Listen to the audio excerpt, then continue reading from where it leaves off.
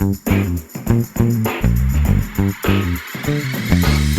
everyone, my name is Brian. I'm with Granite Epoxy. We're back on the job at RCC Classics. Today we're putting down the epoxy base coat. The guys went over, sanded everything down to make sure we got a good mechanical bond for the next step.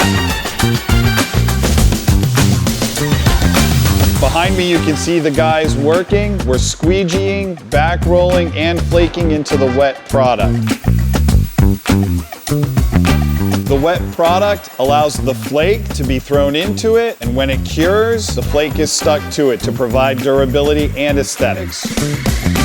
Today we are using Crown Polymers Epoxy 8320S, which gives us superior adhesion and performance.